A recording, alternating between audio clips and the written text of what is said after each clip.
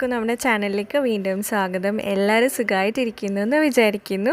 ഇന്നത്തെ വീഡിയോയിൽ നമ്മൾ ഒരു ക്യാൻവാസ് ആണ് ഉണ്ടാക്കാൻ പോകുന്നത്. വീട്ടിൽ വേസ്റ്റാക്കി കളയുന്ന സംഭവങ്ങൾ വെച്ചിട്ട് എങ്ങനെയാണ് ഒരു ക്യാൻവാസ് ഉണ്ടാക്കുക എന്നാണ് ഇന്നത്തെ വീഡിയോയിൽ കാണിക്കാൻ പോകുന്നത്. അപ്പോൾ അതിന് വേണ്ടിയിട്ട് ആദ്യം തന്നെ നമുക്ക് ക്യാൻവാസിൻ്റെ ബേസ് ഉണ്ടാക്കാൻ ഞാൻ കാർഡ്ബോർഡാണ് എടുക്കുന്നത്. അപ്പോൾ എന്തെങ്കിലും ഒരു കുറച്ച് ഹാർഡായിട്ടുള്ള കാർഡ്ബോർഡ് എടുക്കാൻ ശ്രമിക്കുക.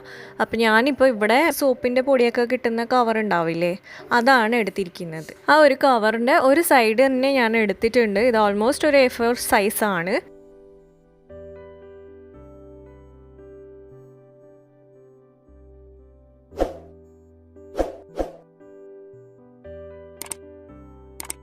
അപ്പം ഇനി ഞാൻ എടുക്കുന്നത് അരി മേടിക്കുമ്പോൾ കിട്ടുന്ന ആ ഒരു ചാക്കില്ലേ, അതാണ്. അപ്പോൾ നിങ്ങളടുത്ത് ഇങ്ങനത്തെ ചാക്കില്ല എന്നുണ്ടെങ്കിൽ നിങ്ങൾക്ക് വൈറ്റ് ക്ലോത്തിൻ്റെ ബാഗ് കിട്ടില്ലേ, നമ്മൾ എന്താ പറയുക ബേക്കറിയൊക്കെ മേടിക്കുമ്പോഴൊക്കെ ഇപ്പം നാട്ടിൽ ക്ലോത്തിൻ്റെ ബാഗൊക്കെ തന്നെയല്ലേ, അപ്പോൾ അങ്ങനത്തെ ഒരു ക്ലോത്തിൻ്റെ ബാഗ് എടുത്താലും മതി. പക്ഷെ വൈറ്റ് എടുക്കാൻ ശ്രമിക്കാം. അപ്പോൾ ഞാൻ ഇതിൻ്റെ സൈഡൊക്കെ ഒന്ന് കട്ട് ചെയ്യാം. കാർഡ്ബോർഡിൻ്റെ പുറത്തേക്ക് കുറച്ച് ക്ലോത്ത് വരുന്ന രീതിയിലാണ് ഞാനിത് കട്ട് ചെയ്തെടുക്കുന്നത്.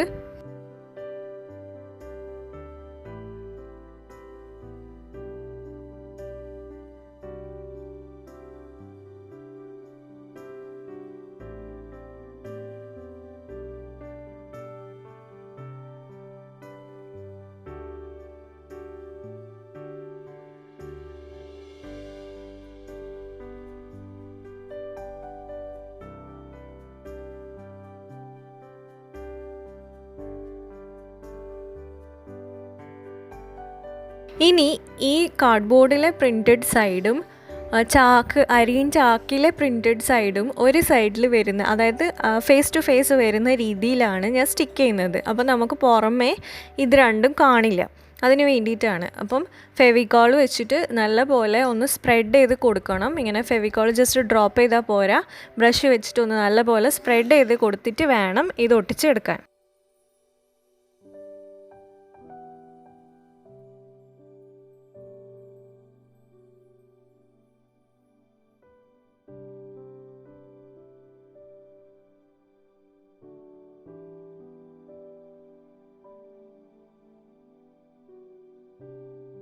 അപ്പോൾ ഇനി ഞാൻ എടുക്കുന്നത് ഡബിൾ സൈഡ് ടേപ്പാണ്. അപ്പം എനിക്ക് ഏറ്റവും കംഫർട്ടബിളായിട്ട് തോന്നിയത് ഡബിൾ സൈഡ് ടേപ്പാണ്.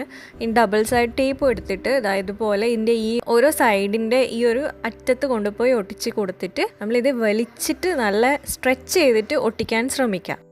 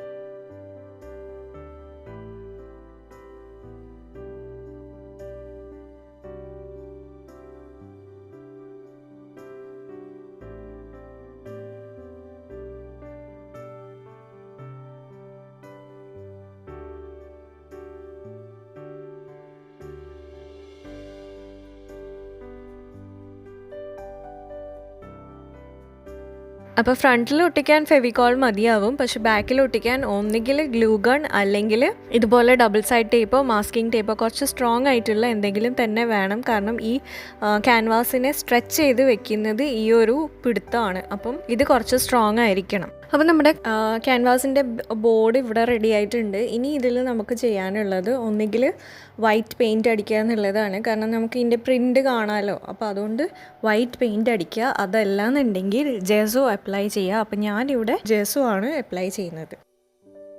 അപ്പോൾ ജെസോ ഉണ്ടാക്കുന്ന വീഡിയോ അടുത്ത വീഡിയോ ആയിട്ട് തന്നെ ഇടാം. ജെസോ ഇതുപോലെ ഫുള്ളായിട്ട് ഒന്ന് അപ്ലൈ ചെയ്തിട്ട് നമ്മൾ നല്ല രീതിക്ക് ഉണങ്ങാൻ വെക്കണം.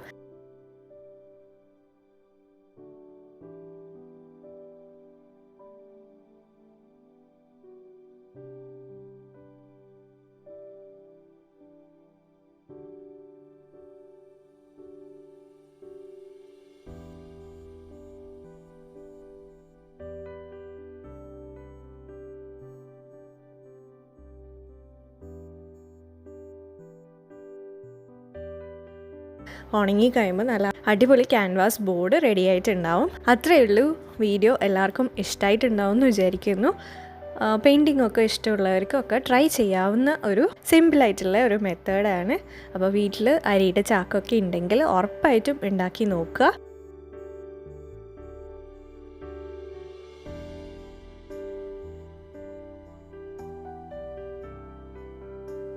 ഇത് ഉണങ്ങിയിട്ടുണ്ട്. അപ്പം നോക്കിയേ എന്ത് നല്ല ഭംഗിയിൽ കിട്ടിയിട്ടുണ്ടെന്ന്. ഇനി വേണമെങ്കിൽ നമുക്ക് ഇതിൻ്റെ ബാക്കിൽ മരത്തിൻ്റെ കഷ്ണമോ കാർഡ്ബോർഡ് പീസോ ഒക്കെ ഒട്ടിക്കാം. പക്ഷെ ഞാനിത് ജസ്റ്റ് ഒരു ബോർഡ് പോലെ ആണ് ചെയ്തിരിക്കുന്നത്. അപ്പോൾ അത്രയേ ഉള്ളൂ ഇന്നത്തെ വീഡിയോ. ഇഷ്ടമായിട്ടുണ്ടെങ്കിൽ ലൈക്ക് ചെയ്യാനും ഷെയർ ചെയ്യാനൊന്നും മറക്കരുത്.